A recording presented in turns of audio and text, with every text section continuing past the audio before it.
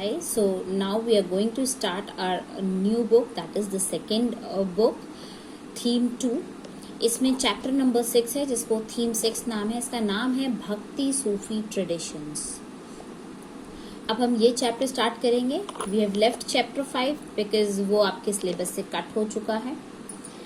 सो जैसा कि हमने चैप्टर 4 में देखा था कि मिड फर्स्ट मिलेनियम में, मतलब जब फर्स्ट मिलेनियम चल रहा था उसके मिड में जो सब कॉन्टिनेंट्स थे उसमें अलग अलग तरीके के डीटीज की पूजा होने लग गई थी.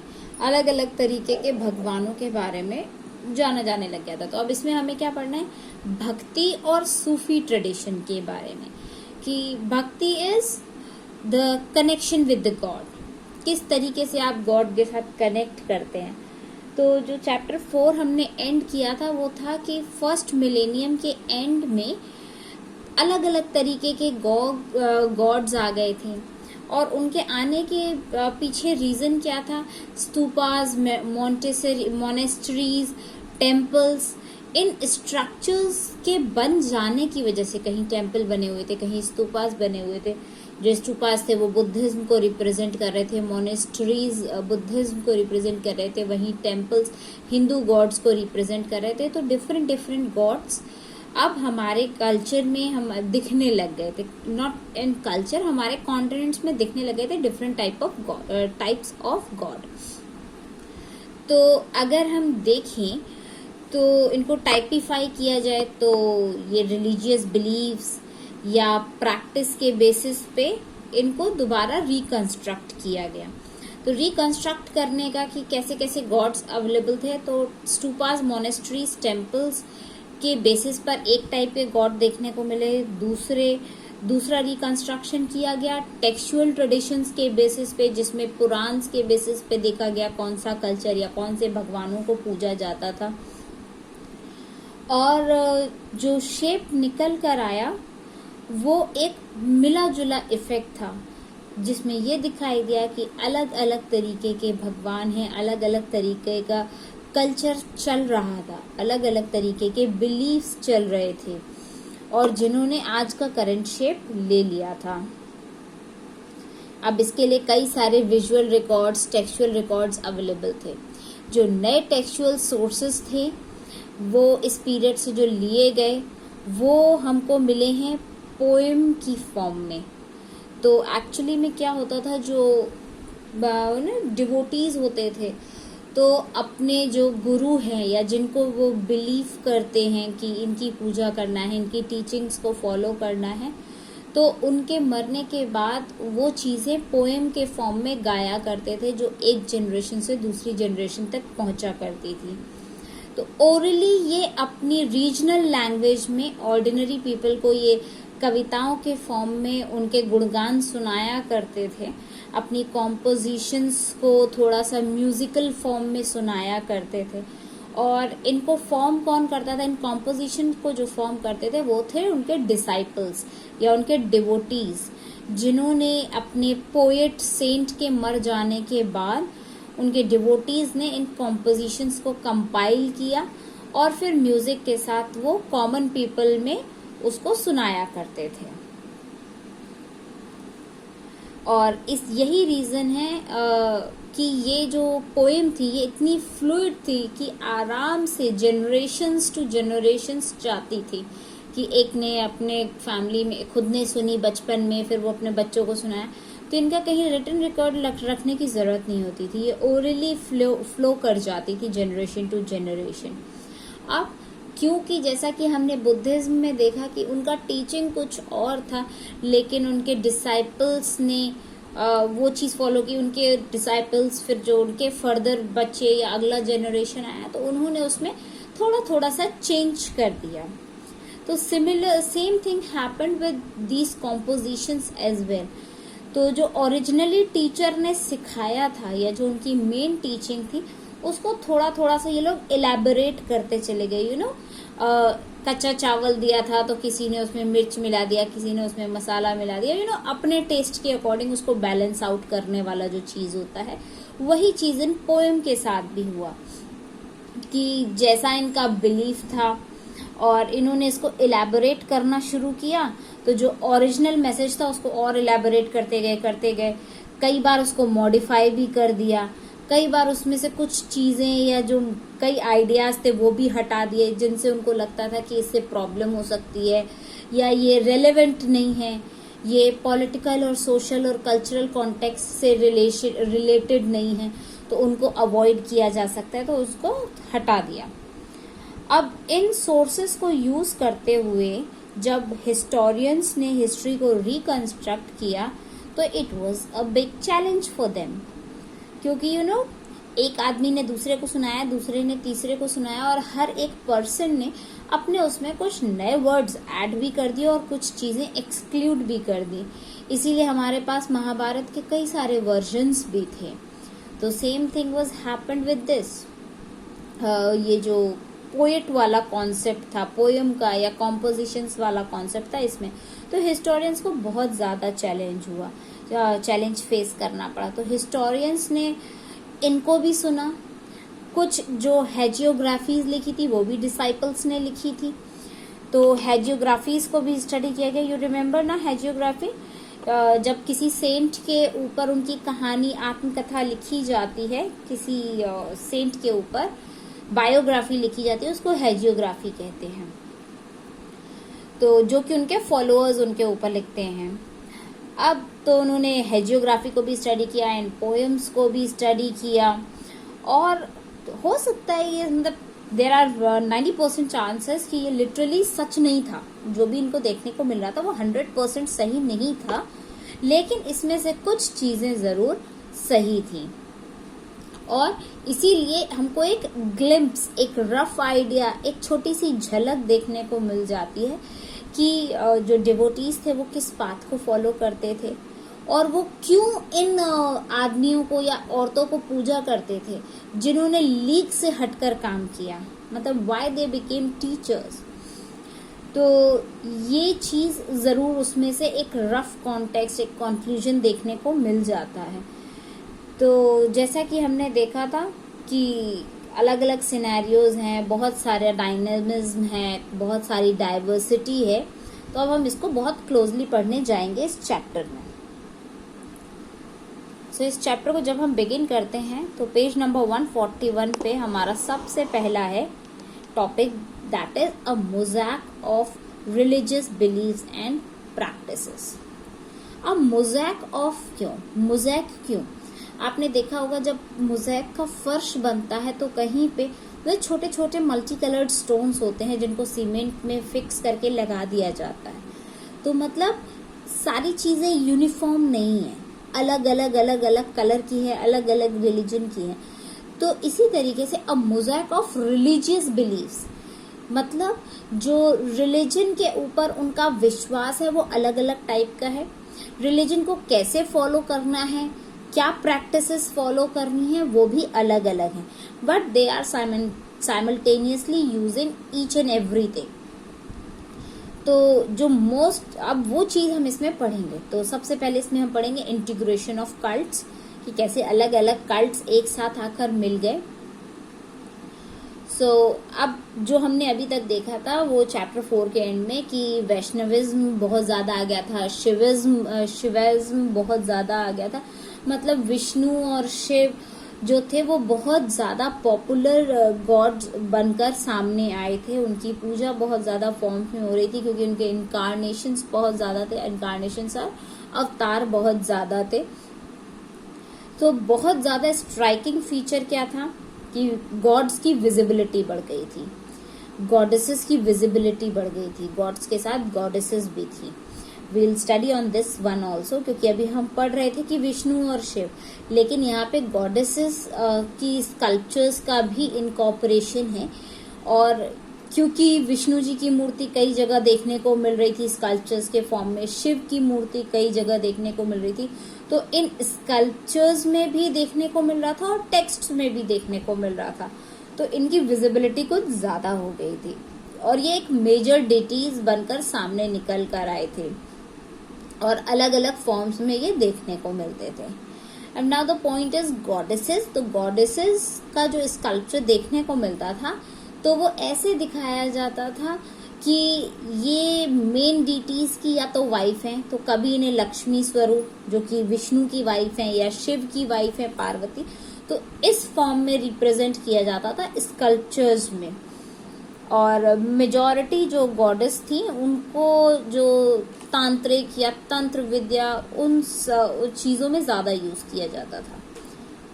सो अब इसमें जब मोज़ैक हमको पढ़ना है रिलीजियस बिलीफ्स और प्रैक्टिसेस, तो बिलीफ्स और प्रैक्टिसेस कैसे हम पढ़ेंगे, सबसे पहले हम देखेंगे कि इंटीग्रेशन ऑफ कल्ट्स में जैसे मल्टीपल कल्चर्स कैसे एक साथ आ गए।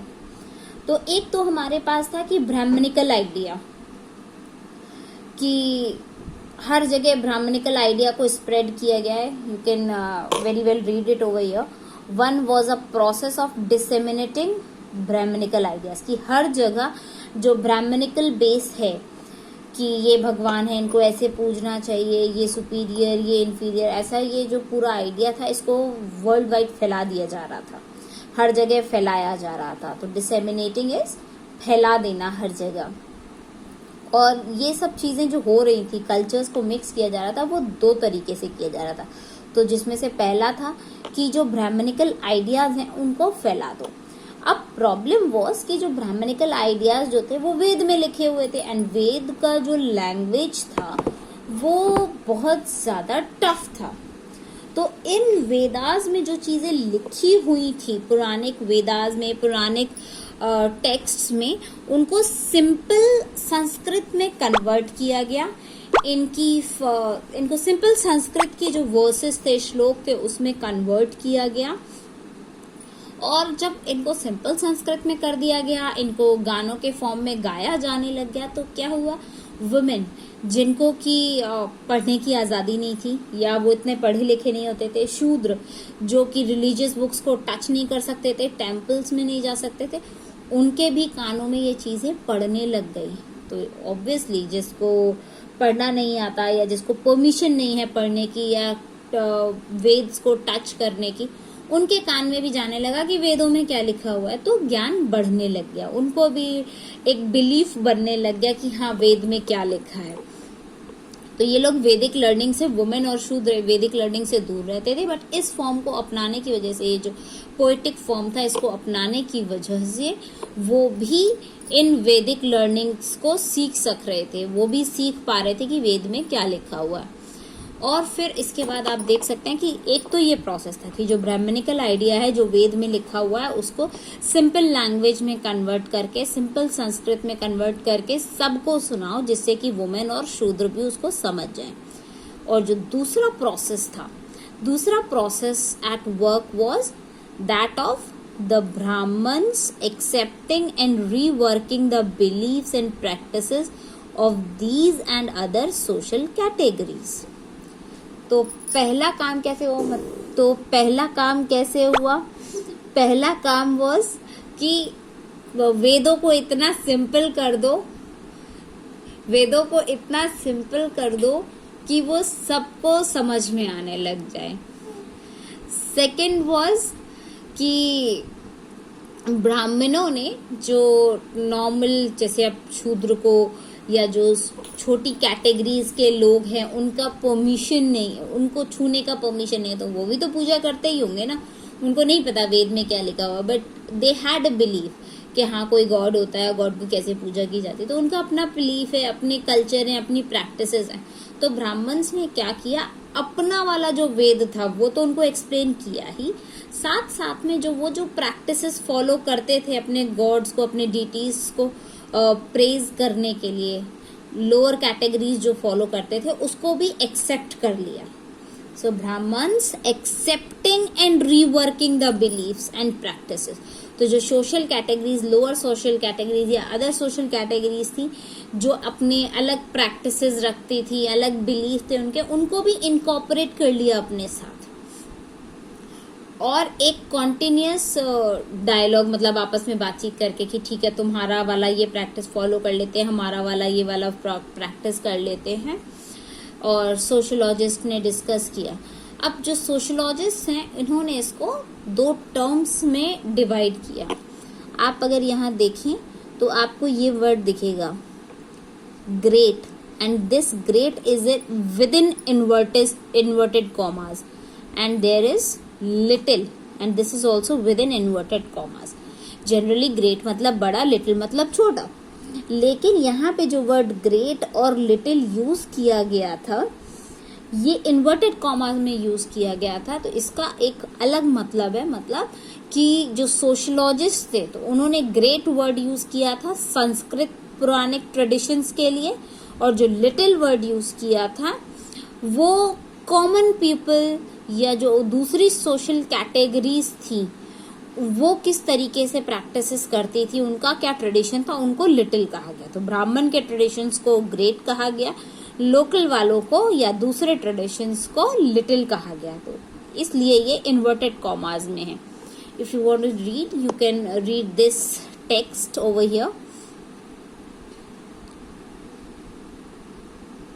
तो इस वाले टेक्स्ट में प्रॉपरली गिवन है कि एक सोशियोलॉजिस्ट थे, उनका नाम था रॉबर्ट रेडफील्ड, 20th सेंचुरी में, जिन्होंने कल्चरल प्रैक्टिस की स्टडी की थी, और उन्होंने देखा कि जो पीजेंट्स हैं उनका रिचुअल और कस्टम्स थोड़े से डिफरेंट हैं वैदिक वालों से या पुराणिक या प्रीस्ट्स के कल्चर से।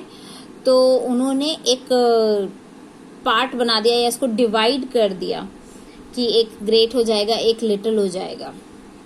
और एनीवेज जो पीजेंट्स प्रैक्टिसेस फॉलो किया करते थे वो ग्रेट ट्रेडिशन से थोड़ी सी डिफरेंट थी और ये उनके लिटिल ट्रेडिशन में काउंट होती थी। तो फिर उन्होंने नोटिस किया कि ग्रेट और लिटिल ट्रेडिशंस अलग अलग हैं, जो कि ओवर द टाइम चेंज हुए हैं इंटरेक्शन से।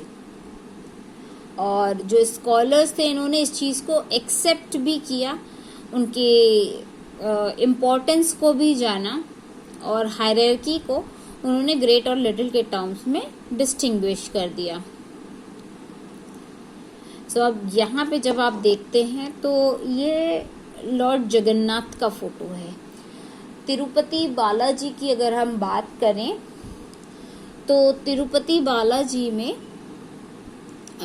ये जो मंदिर है, या रामेश्वरम में जो मंदिर है, साउथ साइड में जो मंदिर है, वहां पर विष्णु भगवान का ये वाला फॉर्म पूजा जाता है। जैसे हम सब जानते हैं कि जो कृष्ण हैं, कृष्ण के बड़े भाई हैं बलराम, और उनकी एक बहन थी सुभद्रा, जिनकी शादी अर्जुन से हुई थी। तो जो साउथ की साइड पर कृष्ण भगवान का ये वाला रूप पूजा जाता है, जिसमें कृष्ण है, ये ब्लैक कलर से जो बनती है स्टैचू, क्योंकि कृष्ण भगवान को श्याम वर्ण कहा जाता है, यानी कि he was dark in complexion. तो इनको ये कृष्ण भगवान है, और फिर ये सुभद्रा है, और ये उनके बड़े भाई बलराम है। और ये जो स्टैचूज होती हैं ये वुड की बनी होती हैं। और जनरल हम डिटीज जब हम अपना साउथ की साइड तो ये फॉर्म है। अगर हम इसको गुजरात की साइड यानी मतलब वेस्ट में देखें तो देयर इज द्वारका। द्वारका में कृष्ण का जो रूप है that is like a prince और अ किंग, द्वारकाधीश नाम से पूजा जाता है, जहाँ पे एक ह्यूमन स्ट्रक्चर है, ह्यूमन स्टैचूज के फॉर्म में देखने को मिलता है, जो कि हाईली डेक्ड अप है, मतलब wearing a crown and jewellery and all. So एक किंग या एक प्रिंसली लुक जो होता है वो देखने को मिलता है। And when you come towards the centre और टुवर्ड्स ईस्ट, नॉर्थ ईस्ट की तरफ जैसे ही आप मूव करते हैं तो जो इनकी जन्मभूमि आती है उत्तर प्रदेश में, दैट इज मथुरा।